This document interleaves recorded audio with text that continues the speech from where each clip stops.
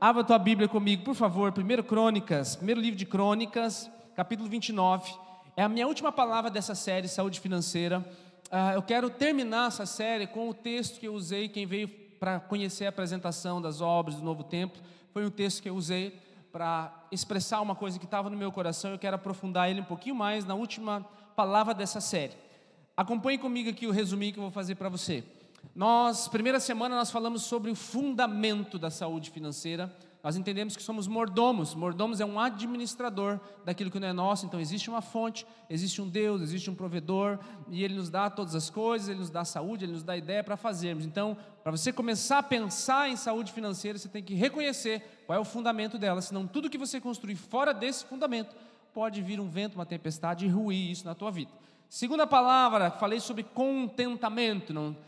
Dividimos ali a questão da ganância, dividimos a questão de uma ambição exacerbada. Entendemos que precisamos crescer e fazer muitos projetos na vida. Você não pode ficar estagnado num lugar só, não é desejo de Deus, mas você também não pode construir a tua vida ao redor desse objetivo. E aí nós vimos com Paulo, vimos dentro da palavra de Deus qual é o princípio do contentamento, que não é conformismo onde você está, mas aprender a ser grato com aquilo que você tem hoje, com aquilo que Deus te proporcionou, e aí sim você pode galgar outros degraus, ou degraus, agora não me lembro qual é a conjugação certa aí, não tem professor de português para me repreender aí, né? Qual? Aos? Então tá, degraus. Para você subir esses degraus na tua vida, então, para que debaixo desse princípio de contentamento você não vire uma pessoa nem mesquinha e nem avarenta. E a terceira semana eu falei sobre semeadura. Não adianta orar se você não semear, porque semeadura é uma lei espiritual, é igual à gravidade. Não adianta jogar uma pedra para cima e orar para ela não cair na tua cabeça. É uma lei da gravidade que Deus deixou ali para acontecer. Então, leis da gravidade acontecem para quem conhece a gravidade ou quem não conhece, sentem os efeitos dela. Leis espirituais acontece para quem conhece as leis e para quem não conhece, você sente os efeitos dela. Uma dessas leis é a lei da semeadura. Então, princípio básico: você quer crescer, você quer prosperar, primeiro tem que semear, senão não tem como prosperar. Quarta semana, Daniel pregou aqui sobre hábitos da saúde financeira, e nós vimos coisas mais práticas. Nós vimos sobre economia, nós vimos sobre guardar, nós vimos sobre plantar, sobre ter reservas, enfim, a parte prática. Se você perdeu tudo isso, fique tranquilo, entre lá no YouTube, Verdade Portobello, e assista tudo lá. E na semana passada, a pastora Michele aqui pregou sobre quais são os melhores lugares de investimento para você fazer aí vários campos da vida, né? Não eram só investimentos físicos ou financeiros, mas principalmente espirituais. E hoje eu quero encerrar isso tudo com esse título que eu coloquei ali, sobre eu não quero viver uma estação apenas, eu não quero viver um momento apenas, eu preciso viver um estilo de vida abençoado. Você está entendendo? Porque eu posso ter vivido um momento na minha vida onde eu jejuei muito, um momento onde Deus falou muito comigo, onde o Espírito Santo me encheu, e isso é muito bom, isso é primordial, mas eu não quero só ter lembranças daquele momento. Eu quero que o jejum faça parte do meu estilo de vida, e assim eu consigo ouvir a Deus com mais frequência. Eu quero que estar na presença do Espírito Santo, como nós estamos recebendo os jovens aqui do Reflexo, cheio do Espírito Santo, amém? Olha, estão ligados. Eu quero que isso seja um estilo de vida para mim, não apenas um momento que eu vivi em algum lugar. Então, isso que eu vou falar para vocês hoje, querido, está lá num texto de Crônicas, está num momento onde Davi não vai poder construir o templo que ele tanto gostaria para Deus, mas ele deixa algumas diretrizes, e é isso que eu quero trazer para você. É um estilo de vida. Ele não vai viver aquilo especificamente, mas ele já está vivendo dentro dele. Diz assim, o rei Davi disse a toda a congregação, reuniu todo mundo: Salomão, meu filho, único filho, a quem Deus escolheu, ainda é moço, inexperiente, e essa obra é grande, eles vão construir um templo, porque o palácio não é para homens, mas para o Senhor Deus. É o paralelo que nós estamos vivendo aí. Portanto, com todas as minhas forças, eu já preparei o templo do meu Deus. E eu coloquei lá: ouro para as obras de ouro, prata para as de prata, bronze para as de bronze, ferro para as de ferro, madeira para as de madeira, pedras de ônix, pedras de engaste, pedras de várias cores. Tenta visualizar isso que ele está dizendo. Mosaicos, todo tipo de pedras preciosas, mármore, e tudo em abundância. Então pensa em tantos detalhes que ele está fazendo, e tudo em abundância. Verso 3.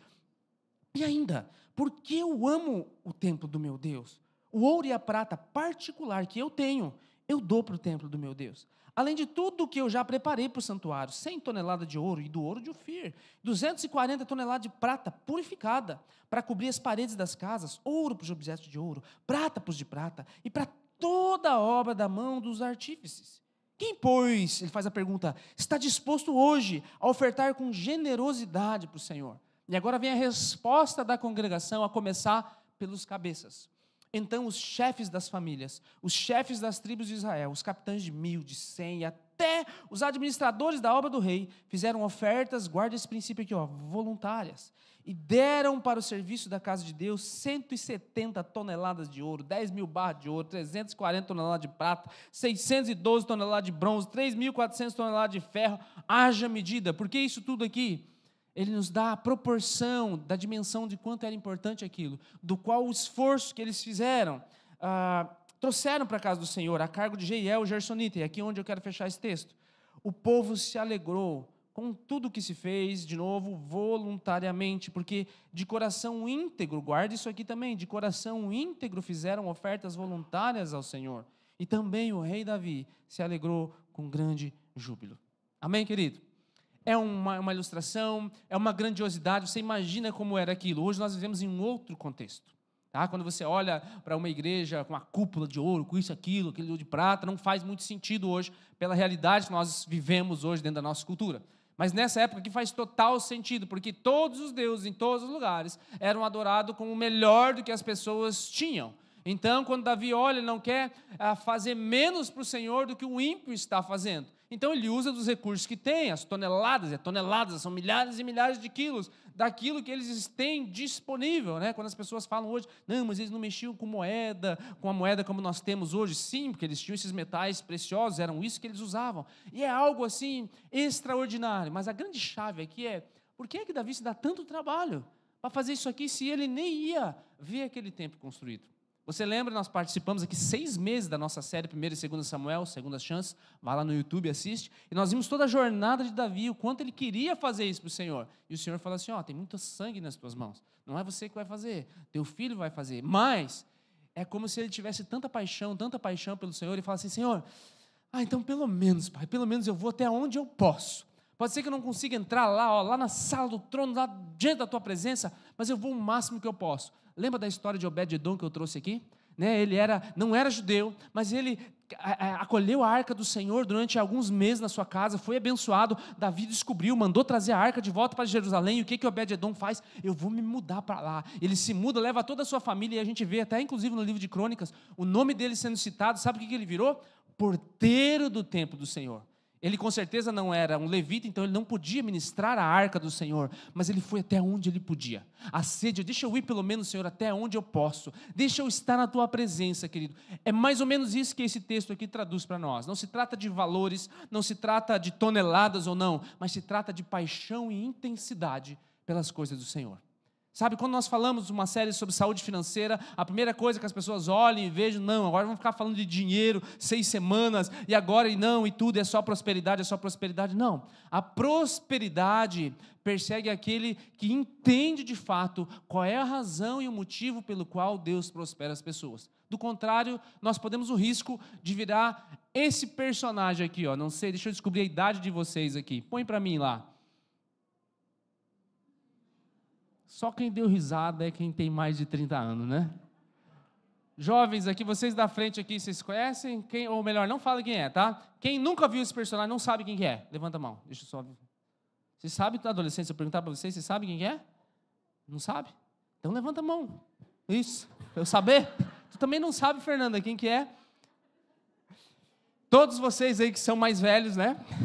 Que personagem é esse, gente? Tio Patinhas, vim para a igreja também instrução cultural para vocês, tá vendo? Cultura nerd. O tio Patinhas, quando você olha para ele ali, põe a outra imagem do tio Patinhas ali. O que você lembra dele, querido? Tá, que ele é rico e tem dinheiro, todo mundo sabe, né? Tá olhando ali para o cofrinho dele. Mas quando você fala da personalidade dele, o que você lembra? Ganância, que mais? Avarento, que mais? Eu vi uma palavra aqui? Orgulhoso. Essa é a imagem da pessoa do tio Patinhas que a gente tem. Então você entende, é esse tipo de prosperidade que você quer? É esse tipo de prosperidade que nós estamos falando? Saúde financeira não é viver uma vida igual a do tio Patinhas. O tio Patinhas, para vocês que não conhecem, vocês vão procurar agora saber nessa semana, o foco da vida dele é acumular coisas. O foco da vida dele é juntar dinheiro. E você olha lá naquela imagem que tem os parentes dele lá atrás, né? Tá o Pato Donald, né? No português, o Zezinho, o Luizinho, o Guinho, né? Tá lá olhando e geralmente eles não têm muita oportunidade de usufruir. Porque quem é que usufrui? É o tio Patinhas, a maior parte do tempo.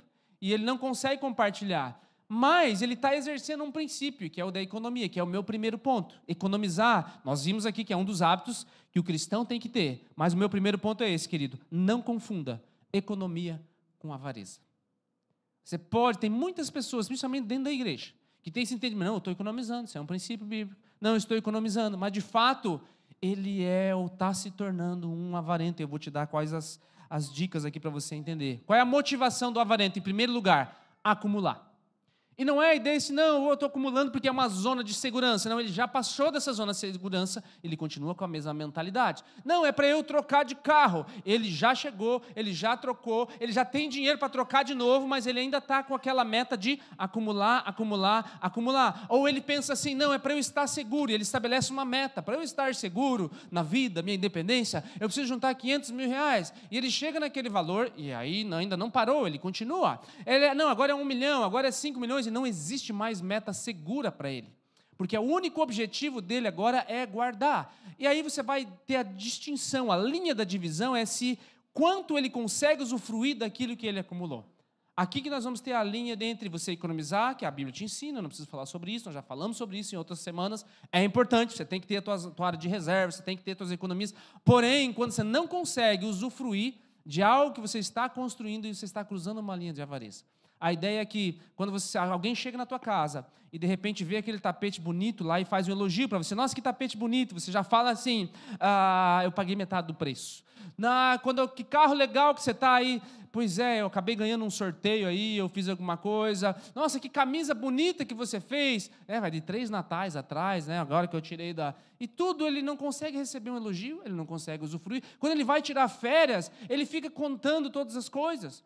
Claro, você tem que. Uma coisa é o planejamento, outra coisa é você chegar lá e não deixar ninguém gastar. No aniversário de casamento, esse cara é a única vez do ano que talvez, ele leva a mulher dele para jantar. E aí, quando chega lá, ele dá um cardápio para a mulher e fala assim: essas folhas aqui, você não entra aqui, você não vê. Você só vê essa parte aqui, que é a sugestão do chefe, a promoção do chefe. É esse aqui que nós temos. Ele não consegue usufruir mais de nada. E não é porque ele não tenha, não é porque ele está economizando, porque nós já falamos sobre isso, eu estou na última palavra da série, então subentende-se que se você está em dívida, isso aqui não é para você. Não é a hora de você sair para jantar, não é a hora de você trocar de carro, não é a hora de você viajar. Você vai se ajeitar primeiro. Mas uma vez que você já passou dessa fase, querido, às vezes você não consegue usufruir daquilo que tem. E a outra diferença, a do ambicioso, é assim, quando você faz o mesmo elogio, nossa, que tapete bonito, tenho 3 desse daí. Nossa, que carro bonito. Puxa, isso aí é o pior dos que eu tenho aí. Tu nem viu os outros aí. Nossa, que camisa bonita. Rapaz, eu vou te levar no meu guarda-roupa lá, tu tem que ver. Tá meio maltrapilho mesmo, vou te dar algumas aí. Enfim, os dois extremos. Um não consegue usufruir, não consegue receber o elogio, tem um espírito ainda de pobreza dentro dele. E o outro, dentro de um espírito de avareza, ele gosta de ostentar, mas ele tem uma dificuldade enorme em compartilhar. Quando alguém está necessitado diante dele, são só as esmolas que essas pessoas recebem. Aí, dependendo do quanto que ele acumulou, aparentemente parece que ele é uma pessoa muito doadora. Parece que ele ajuda muita gente, mas por trás não é bem assim que funciona. Nós já vimos muitos exemplos de governos de que nós já vivemos ao longo da nossa história brasileira, não é verdade?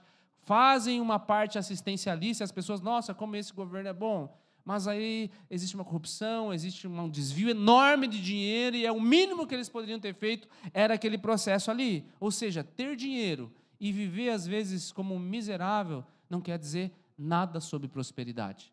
Talvez é apenas um tio Patinhas amarrado naquelas coisas. Você tem condição de andar melhor, mas você não anda. E não é uma questão de ser modesto.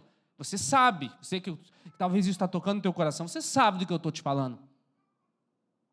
Não é uma questão, não, eu quero andar com esse chinelo, com esse tênis, porque eu gosto que é confortável. Está quase estourando, já os furos estão aparecendo, você fala assim, não, ainda está bom, ainda dá para usar. Por quê? Porque você não quer se dar ao luxo de repente, trocar um calçado, trocar uma roupa.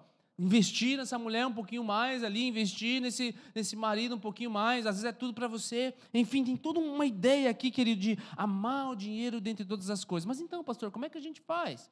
Eu vou te dar um texto aqui agora, na última palavra da série, porque eu sei que você já está com um discurso bem equilibrado dentro de você. Usufruir daquilo que você tem é um dom de Deus. Deixa eu te mostrar isso aqui, Eclesiastes capítulo 3. Sei também que poder comer, beber e desfrutar o que se conseguiu com todo o trabalho é dom de Deus. Sabe o que você tem que fazer, meu amado? Principalmente se você está vivendo isso. Isso acontece, eu entendo, pessoas que viveram tempos de escassez, que foi muito difícil, conseguiu dar a volta por cima, mas ainda tem um senso de perda dentro de si, ainda tem um medo dentro de si de que aquela época pode voltar, e agora eu tenho que guardar para eu não voltar para aquele lugar. Cuidado, a tua esperança não está em Deus, a tua esperança está naquilo que você está conseguindo guardar. Isso é muito volátil, isso é construir a casa na areia, que nós vamos terminar a palavra com essa ideia hoje aqui. De onde vem? Sabe, é um dom de Deus poder chegar ao tempo de férias e você ir descansar. Você planejou lá 1.000, 2, 5, não sei quanto você planejou para gastar naquelas férias. Vá lá e dentro do teu planejamento usufrua. Fique feliz em ver os teus filhos, né? De repente entrando no buffet lá, filho, pode, é livre aqui, ó, não é mais por quilo, é livre, pode comer à vontade, né? Depois nós vamos malhar, esposa, pai, né? Entra aqui no shopping, ó, vou te dar tanto aqui, mas, né? Agora vai, usufrui daquilo. Sabe, querido, às vezes nós trabalhamos, acumulamos, pagamos as contas, mas chega na hora de a gente usufruir, nós ficamos com peso no coração, e aí você depois reclama para Deus que é as coisas, mas no tempo que você tem, que às vezes é as tuas férias, pode ser um final de semana, pode ser que você não tenha condição de jantar uma vez fora com a tua esposa, uma vez por mês, fazer isso daí, mas poxa, pelo menos no aniversário de casamento, você tem que levar a santa lá para algum lugar diferente, para tratar ela bem. Se você não consegue nem isso, poxa, faz um lanche diferenciado, pede ajuda para um irmão que sabe cozinhar, para fazer um negócio diferente, compra uma flor, é uma coisa simples, querido, mas é saber usufruir daquilo que você tem, sabe, é tomar aquele banho, que uma das coisas assim, que eu não abro mão é tomar um banho quente quando eu quero, deixa torrar esse negócio aí, deixa ele queimar os fios tudo, aí, porque eu quero usufruir, depois no final do mês a gente paga a conta. Ou chegar na época do verão, você está lá morrendo de calor, né, sentar na tua sala, no teu quarto, liga aquele ar-condicionado lá no menos alguma coisa lá, pode, aí abençoa a família do cara que inventou o ar-condicionado, obrigado Senhor, cuida deles, né, que eles vivam bem, né, que tenham novas ideias, depois, enfim, cada um dentro da sua realidade, que eu estou citando exemplos simples. Por quê? Porque você não precisa às vezes fazer aquela viagem para Cancún, minha viagem da minha vida. Você não precisa, às vezes, ter tudo aquilo guardados, para daí, então, você começar a usufruir. Uma outra coisa que o avarento sabe o que é? Consultar muitas vezes o extrato bancário dele, sem ter necessidade de pagar uma conta. Ele não tem boleto para pagar, não tem nada, ele já pagou, geralmente ele é organizado, o avarento, né? Ele vai e faz, mas volta e meia ele abre o aplicativo dele para ver o saldo dele. Cuidado se você faz isso. Sabe por quê? Você está dizendo que a tua segurança, a tua alegria está ali dentro. Aquilo te dá um picozinho de adrenalina, aquilo te dá um sensozinho de satisfação, te dá um senso de segurança que não deveria vir daquele lugar. Aquilo ali sim é bênção, fruto do teu trabalho, fruto da tua herança, talvez, que Deus te deu, mas, querido, aquilo ali não é tua fonte de alegria e nem de segurança. Se a tua fonte estiver ali dentro, meu amado, cuidado, porque quando vier uma economia, pode ser que você não ouça mais a Deus, porque você está ouvindo só o esforço do teu trabalho. Quem está comigo diz amém? Amém. O verso 9, olha ali, ó. O povo se alegrou com tudo o que se fez voluntariamente, porque de coração íntegro fizeram ofertas voluntárias ao Senhor. E aí fala de Davi, ó. Também o rei Davi se alegrou com grande júbilo. Sabe o que você percebe aqui? Que Davi não creditou todo aquele sucesso, tudo esse negócio que ele fez, a planta, para ele. O verso 14, se você olhar comigo, olha o que Davi vai dizer. Teu, Senhor, é o poder, a grandeza, a honra, a vitória e a majestade. Porque teu é tudo o que há no céu e na terra. Teu, Senhor, é o reino, e tu exaltaste como chefe de todos. E o verso 16, ele conclui, ó, Senhor nosso Deus, toda essa abundância que a gente preparou para edificar um templo ao teu santo nome, vem da tua mão e é toda tua. Davi não bateu no peito e falou, olha o que a gente fez, olha que planta, olha que design extraordinário, como nós somos inteligentes, olha o quanto a gente conseguiu guardar, como a gente administra bem. Davi olha e fala assim, tudo é teu, Senhor. Sabe, eu estou olhando nós entrando lá no nosso novo lugar, em abril, mais tardar em maio, nós entrando naquele lugar, você já dentro de uma cadeira bem confortável, ambiente climatizado, uma luzinha bem legal, as crianças lá se divertindo, recebendo a palavra, depois no finalzinho nós saindo ali, tomando um café, comentando sobre aquilo que Deus moveu, um lugar extraordinário. E uma das coisas que eu anseio, e esse texto aqui tem me dirigido muito nos últimos dias, é teu, Senhor, tudo é teu. E o que nós estamos fazendo não é para ti, não é para nós. A igreja tem um dono, não é o pastor Robson, não é a verdade que liberta, a igreja tem um dono, é o Senhor, a igreja tem um plano e um propósito a cumprir na terra, e não é baseado só no meu pensamento, na minha direção, nós precisamos buscar do alto. E quando hoje nós estamos em um lugar bem bacana e bem bonito, mas que não supre mais a nossa necessidade, mas somos contentes, somos gratos por isso, e entendemos que esse lugar foi construído pela misericórdia do Senhor, pelo esforço dos irmãos lá atrás, algumas décadas atrás. Mas agora estamos indo para um outro lugar, e quando estivermos nesse lugar, querido, talvez eu venha repetir essa palavra, ou pelo menos esse mesmo discurso que eu estou dando agora, é do Senhor, é para Ele, e a gente tem que se alegrar com isso, e temos que usufruir disso. A igreja não é um lugar para você só consumir, eu quero que tenha isso ou aquilo, mas é um lugar onde você cultua Deus. E aí eu pergunto para você, você tem uma sala onde você cultua Deus na tua casa, amém? Olha, não é todo mundo que faz isso, mas enfim, tem uma sala lá, se você puder colocar um tapete melhor lá, você não vai colocar?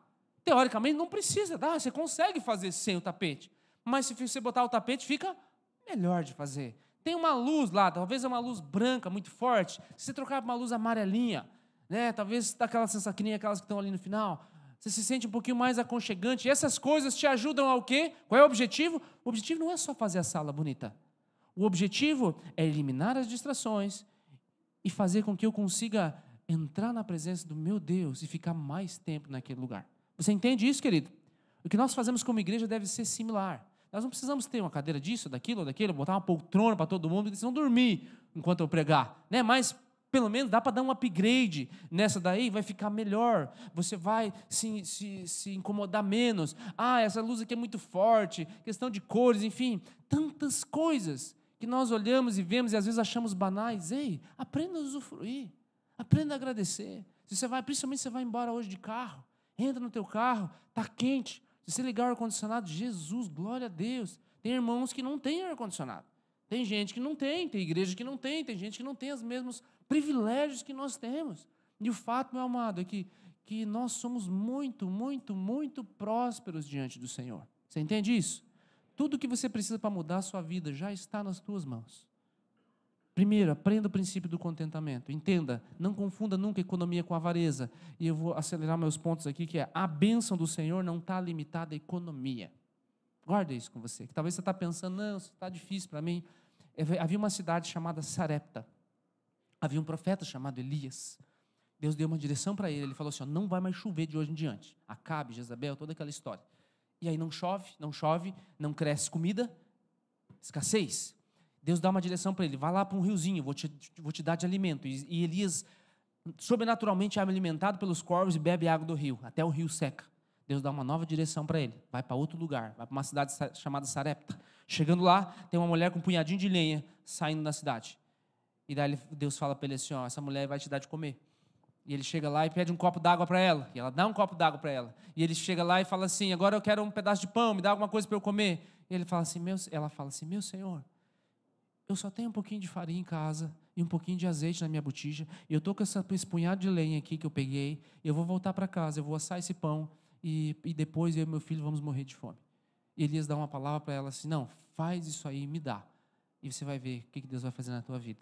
E você conhece a história, ela faz e os 3 comem. Já o que ia morrer, só que ia 2, malemal 2, os 3 comem. E enquanto Elias fica ali, enquanto a chuva não vem de novo, a palavra diz que não faltou farinha nem azeite na botija. Sabe o que é isso? Você não é condicionado se o Trump ou a Kamala Harris vão ganhar a eleição dos Estados Unidos e vai refletir em nós. Nós não somos condicionados, glória a Deus, aleluia, pelo nosso governo agora, se ele vai ser reeleito ou não vai ser reeleito, para nós entendermos se nós vamos viver a prosperidade dos céus ou não vamos viver. Nós não somos condicionados se vão tirar todos aqueles juízes do Supremo Tribunal Federal, para daí a nossa vida melhorar ou não. Querido, nós não somos condicionados a isso. No meio de escassez, se necessário for, Deus provê o milagre na tua casa. Se necessário for, não vai faltar nunca, trazendo para a nossa linguagem, arroz lá naquela panela, não vai faltar o feijão naquele lugar ali. Se necessário for, no momento de escassez, Deus provê aonde não tem nada. Entenda isso. Saúde financeira é entender que não depende do saldo do teu banco. Se a tua confiança está lá, você é suscetível aos governos que aí estão.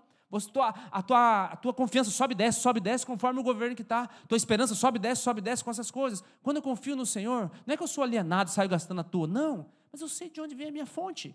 A escassez não limita a bênção do Senhor. Jesus um dia senta do lado do gasofilácio, do lugar de oferta. E ele fica olhando as pessoas darem as suas ofertas. E aí ele olha uma viúva que lança 2 moedinhas, chama os discípulos. Ele fala assim, shh, vem aqui, quero ensinar algo para vocês. Está vendo essa viúva aí? Ela foi aqui, de todo mundo que passou aqui na igreja hoje, que deu mais. Porque todo mundo deu daquilo que sobrava, ela deu de tudo aquilo que ela tinha. A Bíblia não relata, mas com certeza o princípio aqui é que não faltou para ela em nenhum momento. O último exemplo que eu quero dar nesse sentido aqui, um dia Jesus estava pregando e se empolgou dentro da palavra dele, e talvez a maior audiência que Jesus pregou na vida, 5.000 homens, estudiosos dizem 15, 20 mil pessoas talvez, nesse lugar, estão num lugar deserto, não tem padaria perto, e não tem nada para comer. O que faz com essas pessoas? Pegaram um lanche do menino lá, 5 pães, 2 peixinhos, você conhece toda essa história. Jesus não é limitado à nossa economia, o quanto você tem para multiplicar aquilo que você tem. Você está entendendo? Eu quero entrar nesse texto aqui para finalizar essa palavra. Porque o segredo para a multiplicação, que é o meu terceiro e último ponto, está na consagração. Presta atenção. Lucas capítulo 9, esse relato está em todos os evangelhos, tá? Alguns deles dão detalhes, o menino está lá em João, não vai estar nesse texto aqui, mas são esses detalhes dos 4 evangelhos. Mas o dia estava chegando ao fim, então os 12 se aproximaram de Jesus e disseram, despeça a multidão, para que indo às aldeias e campos ao redor se hospedem e encontrem alimentos, pois estamos aqui num lugar deserto. Jesus, porém, lhe disse, deem vocês mesmo de comer a eles. É estranho Jesus falar isso, Jesus sabe que não tem, Jesus não é burro, ele sabe que não tem. Por que ele fala isso? Eu vou te explicar depois. Os discípulos responderam, não temos mais que 5 pães e 2 peixes, a não ser que nós mesmos vamos e compremos comida para todo esse povo, porque estavam ali cerca de 5.000 homens. Então Jesus disse aos seus discípulos, façam com que se assentem em grupos de 50. Eles atenderam, fazendo com que todos se assentassem. E Jesus, pegando os 5 pães e os 2 peixes, a primeira coisa que ele faz, erguendo os olhos para o céu, os abençoou. Qual é o segredo da multiplicação em primeiro lugar? Consagração. Quando você recebe o teu salário, o que você faz com ele? Ah, mas já vai acabar. Meu Deus, olha, chegou isso aqui mesmo, não vai dar o final do dia, já não tem mais nada. É a primeira coisa que você faz com o fruto que você recebeu. Ah, mas está difícil, né? Meu Deus, olha. Ai, querido, consagre. Entenda. Agradeça. Fechou um negócio, talvez não foi o melhor negócio que você achou que ia. Consagre o Senhor. E consagrar ao Senhor tem alguns passos para você fazer. Ele consagra o Senhor, ergue os olhos, partiu e deu aos discípulos para que os distribuíssem. A ideia é que Deus vai te prosperar sempre se o teu coração estiver disposto a semear essas coisas. Você tem que entender que Deus quer que você seja um canal de bênção, não uma lagoa. Eu já dei esse exemplo aqui algumas vezes. Há uma fonte, há uma montanha de gelo, água inesgotável, não acaba nunca, lá em cima. E desce um córrego, e lá embaixo naquele vale tem 3 pessoas morando ao longo daquele córrego. Aquele córrego vai passando, e a água vai descendo, e a água, só sabe que a água não acaba nunca quem veio lá de cima. Quem está lá embaixo no vale não sabe o que está acontecendo, sabe que a água está vindo ali, e a mente dele às vezes é assim, será que vai acabar a água? E o primeiro cara, ele faz o seguinte, eu acho que vai acabar. Então deixa eu fazer um desvio aqui nessa água, e deixa eu fazer um lago aqui para mim, para eu poder viver disso aqui. E aí, se parecer um outro governo, uma outra coisa, eu consiga ter água só para mim, só para mim, só para mim, só para mim. Quanto de água vai chegar para ele? O quanto ele conseguir botar naquele lago. Está comigo? Vem um segundo cara e fala assim, essa água aqui é boa, né? Eu consigo levar para mim e eu acho que tem meu irmão que mora aqui atrás, vou ver se eu puxo aqui para ele. E ele faz um canalzinho, e ele puxa a água para o irmão dele, e daí na frente vem o vizinho, ele puxa para o vizinho dele, e puxa para um outro, e eles ficam ali. E aquele canal ele tem umas 3, 4 ramificações, mas a água chega até ali, eles ficam só dependendo daquilo. Mas tem um terceiro cara, que ele descobriu que aquela fonte lá é inesgotável. Ele descobriu que aquela água lá, nossa, quanto mais a gente usar, mais vem. Quer saber de uma coisa? Eu vou pegar e vou construir um monte de canais aqui. E vou abrir esse negócio aqui. E vou levar água para quem não tem. Né? Eu vou pegar aquele que está lá longe. Eu vou levar esse negócio aí. Porque essa água vai chegar até lá. Agora pense comigo. Você é o dono da fonte. Você é o senhor lá de cima dessa fonte. E você talvez tenha uma torneira lá em cima desse monte. Para abrir, para mandar o fluxo de água para esses 3 caras. Você, dentro da tua mentalidade, para quem é que você mandaria mais água? Para quem está fazendo um lago para si? Para quem está usufruindo e para mais uma meia dúzia que está ao seu redor? Ou para aquele que está levando para todo mundo que precisa? Quanto mais, onde é que a torneira vai abrir mais? Na tua mentalidade. Qual é a mentalidade de Deus, querido? A respeito da prosperidade. Lembra dos 2 e 5 talentos? Deus tirou daquele que tinha 1 e deu para quem? Ele podia dar para aquele que tinha multiplicado em 2, ele deu para quem multiplicou 5. A ideia é que, se você entender isso, essa é uma chave de virada na tua vida financeira em todas as áreas. Se você entender isso, que se o teu coração for voluntário, é o princípio da oferta aqui. Se o teu coração for íntegro, na ideia, eu não estou barganhando com Deus, eu não estou sendo ganancioso, eu quero abençoar as pessoas. Aquele que é o dono de todas as coisas, o dono do ouro e da prata, não vai faltar para você.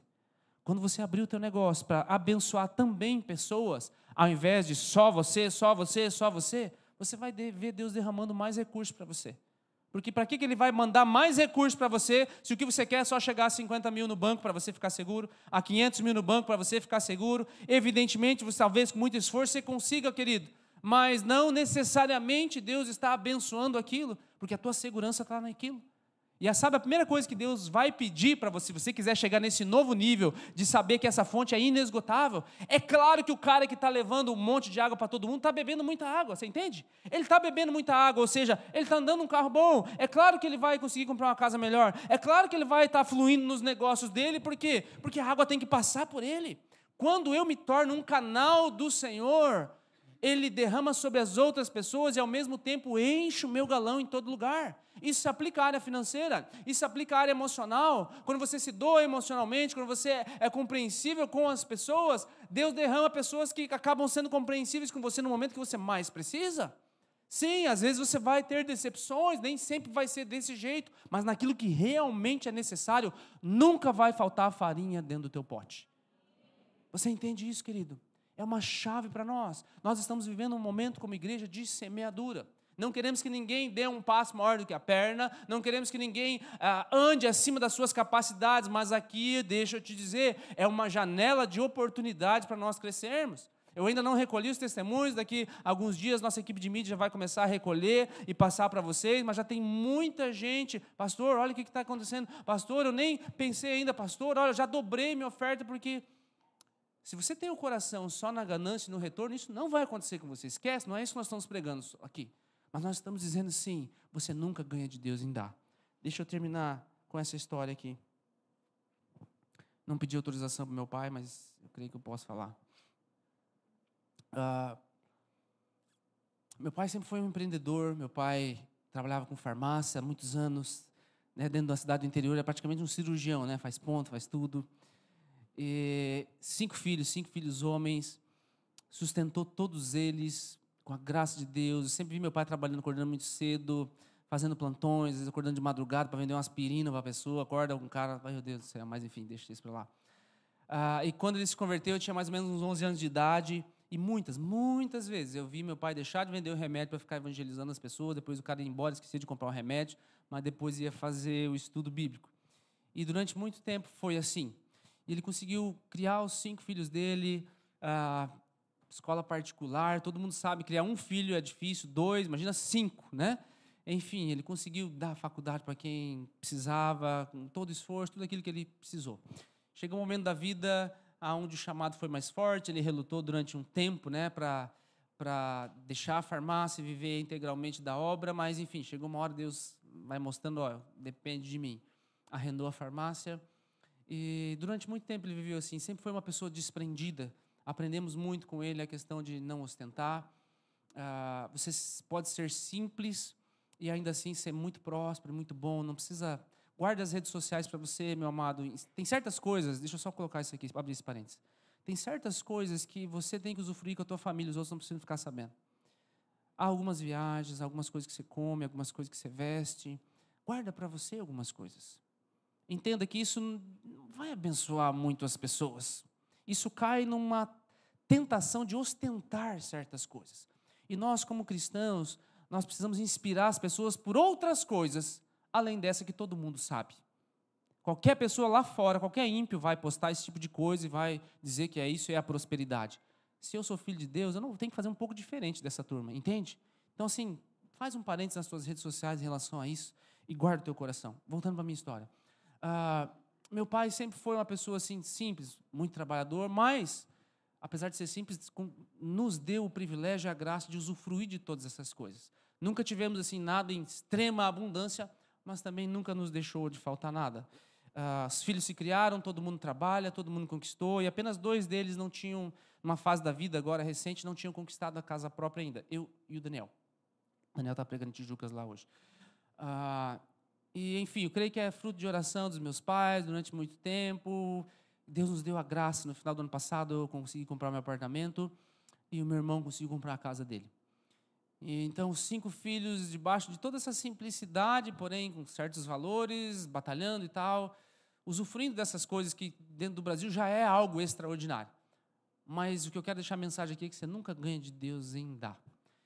E quando meu pai veio para cá no ano 2000, né, nós chegamos aqui no ano 2000, compramos esse terreno aqui por R$9.000, tá pessoa? R$9.000 esse terreno aqui. Esses aqui já foram outras coisas, né? Mas meu pai comprou um terreno ali no lugar onde era um banhado. E a gente ficou meio com medo, nossa, tinha pessoal invadindo, vão invadir lá, que furada que você fez aí, né, pai? Mas, enfim, durante muito tempo nós vivemos assim e estava tudo bem. E eu penso que nunca pesou no coração deles o fato de não poder deixar algo substancial para os seus filhos. Porque, substancial financeiramente falando, porque aquilo que era mais substancial nós já recebemos todos nós. Porém, né, a mãe estava compartilhando que ela leu um texto, nossa, o homem de bem consegue deixar herança para os seus filhos e tudo mais, né? E ela compartilhando conosco, lá, eu fiz uma oração. Senhor, poxa, né, sabemos que a maior herança nós já deixamos, mas gostaríamos de deixar alguma coisa para eles em todo esse tempo. E eles sempre se doaram e sempre tiveram o coração desprendido nessa área, nos ensinaram a viver assim. Princípio do contentamento, trabalhe como se tudo dependesse de você, e confie, porque tudo depende de Deus. Foi isso que a gente carregou. Conseguimos humildemente conquistar as coisas que nós conquistamos até o dia de hoje, sem negociar nenhum desses valores. E recentemente, agora, né, não pedi para mais, agora eu vou anunciar, né? Meu pai permutou o terreno que ele tinha ali e, né, daqui a alguns anos, com a graça do Senhor, ele vai deixar pelo menos um apartamento para cada um dos filhos dele. Isso era impossível há alguns anos atrás. Ele não correu atrás disso. Esse não foi o foco da vida dele. O foco da vida dele foi, que eu quero terminar o texto aqui, buscai em primeiro lugar o reino de Deus e a sua. E aí ele termina dizendo assim, e todas essas coisas vos serão acrescentadas. Que coisas são essas? E eu te desafio você a fazer o teu devocional essa semana em cima desse texto aqui de Mateus 6, eu coloquei lá? Mateus 6:33. Que coisas são essas? Eu não botei ali, mas você vai buscar versículos anteriores. Por que se preocupa com que é a vez de comer, de beber, Isa? Com que é a vez de vestir? E ele fala assim, vocês estão vendo lírios do campo? Eles não fazem esforço e nem Salomão na sua glória se vestiu como eles. E Jesus fala assim, vocês estão vendo os passarinhos ali, ó? Eles não semeiam nem colhem e nem um dia falta comida para eles. E Jesus termina dizendo assim, ó, você acha que Deus não ama vocês mais do que eles? E aí ele conclui, busque em primeiro lugar o reino de Deus e a sua justiça. Meus pais buscaram isso e a sua justiça. E no final das contas, você nunca ganha de Deus em dar. Eu penso que assim foi um mimo que Deus olha para a nossa família hoje, né? Em especial para vocês, né? Que bom, né? Sou bem grato de ganhar um apartamento, né? Não é isso que eu estou querendo dizer, estou desmerecendo. No futuro, né, pai? Quando o senhor quiser. Mas é como se Deus dissesse para vocês, né? Você nunca ganha de Deus em dar. aquilo que vocês mais precisam e têm, eu entendo que é a recompensa de vocês, né? É ver a geração indo adiante e semeando a palavra do Senhor, e os netos, né? Que hoje é olhar para isso. Mas o Senhor ele não passou batido aos olhos dele. Ele não esqueceu. Eu sei que o coração de vocês nunca esteve nisso, mas eu enxergo isso assim como uma confirmação do Senhor dizendo para vocês assim, ó: eu gostei daquilo que vocês fizeram, e quando chegar o meu tempo, fica tranquilo que vai dar tudo certo. Eu sei que o Senhor tem desejo de ir para um sítio, alguma coisa assim, né? Se é da vontade do Senhor, Pai, vai acontecer a qualquer momento. E eu quero te convidar para você ficar de pé e dizer que eu não sei em que estágio da vida você está vivendo. Se você está no estágio das dívidas, você sabe, você precisa se programar, você precisa começar a separar aquilo que é do Senhor em primeiro lugar. Ele vai te ensinar a viver com menos do que você tem. E você vai começar a semear. Não adianta orar se você não semear, não adianta. O princípio é a lei, tá? Saia das dívidas em primeiro lugar. Talvez você já saiu das dívidas, está no momento melhor da vida, mas não está conseguindo usufruir daquilo. Ou está ainda com o coração temeroso, que pode ser que venha faltar para você. Querido, confia. Busca o Senhor em primeiro lugar. Talvez você olhe, né? Um momento, meus pais nunca expressaram uma frustração nesse sentido, mas é que eu estou contando esse testemunho para você, para encorajar que Deus olha todas as coisas. Deus vê todas as coisas. E se o seu coração não estiver lá naquele lugar, Ele vai te dar, se você quiser ser um canal na vida dele, sabe? Para vocês aqui, adolescentes, né, que estão voltando o reflexo, nós vamos chamar vocês aqui. Momento de vestibular, momento de carreira, é muito difícil, né? Eu me lembro dessa fase. Poxa, eu sou muito novo para escolher o que eu vou fazer do resto da minha vida agora. Entendam, guarde isso que o pastor está falando para vocês hoje, enquanto eu ainda estou bem novinho.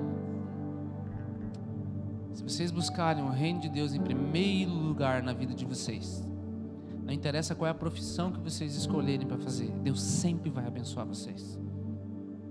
Vocês vão encontrar a pessoa, vocês vão ter que escolher, vocês vão construir uma família, vocês vão colocar a mão de vocês para trabalhar. E se vocês tiverem esse coração de plantar no reino sempre, nunca vai faltar azeite para vocês conquistarem os sonhos de vocês. Não coloquem as viagens em primeiro lugar, não coloquem as festas em primeiro lugar, coloquem o Senhor em primeiro lugar. E eu tenho certeza que Deus vai levar vocês ao redor do mundo inteiro. Tem um sonho que a igreja está crescendo agora. Nós vamos plantar um projeto missionário para enviar esses adolescentes para os 4 cantos do mundo. Amém, querido? Vamos alcançar pessoas aí que, meu Deus, só o Senhor sabe aquilo que está no meu coração. Então, queridos, busque em primeiro lugar o reino de Deus. Se Ele cuida até mesmo das aves do campo, se Ele cuida até mesmo daqueles lírios, quanto mais dos filhos dele. Vamos orar? Pai amado, Senhor, tudo que nós trazemos em consagração a Ti, em primeiro lugar, vai ser multiplicado, Senhor. Antes de ser multiplicado, precisa ser consagrado a Ti, Pai. Por isso, nós levamos a Ti primeiro em adoração. Primeiro dia da semana nós estamos Te dando, Pai. Por isso nós nos reunimos no domingo. Primeiro dia da semana, Pai, nós entregamos na Tua presença. Pai, quando nós recebemos nosso salário, Senhor, agora na virada do mês, nós vamos olhar para aquilo e vamos abençoar aquele salário. Vamos abençoar aquele saldo, Pai. E vamos orar e ver, Senhor, o que Tu queres fazer com aquilo que Tu me deste. Onde o Senhor quer que eu semeie, quando o Senhor quer que eu semeie, quanto o Senhor quer que eu semeie. E em gratidão eu vou usufruir daquilo que o Senhor me der, Pai. Aqueles, Senhor, que estão saindo, planejando sair das dívidas, Pai, dá um espírito de perseverança para eles, dá, Senhor, disciplina para eles, Senhor, conseguir exercer os princípios que foram negligenciados, fazer o seu orçamento familiar e seguir esse orçamento, Pai. Aqueles que estão saindo disso, mas a pobreza ainda está dentro deles, ó Pai, liberta agora, ajuda eles a usufruir, entender que é dom de Deus usufruir do que o Senhor deu para eles, Pai. Aqueles que têm vivido um espírito de avareza, Senhor, abre os olhos nessa noite, Senhor, abre os olhos, Senhor, abre os olhos. Entenda, Senhor, que entenda, se o Senhor não tiver acesso ao nosso bolso, o Senhor não tem acesso ao nosso coração. Pai amado, 6 semanas nós falamos sobre isso, Deus. Eu peço que nesse tempo que temos vivido como igreja, um tempo de semeadura, Senhor, que haja prosperidade do céu sobre essas pessoas, Senhor.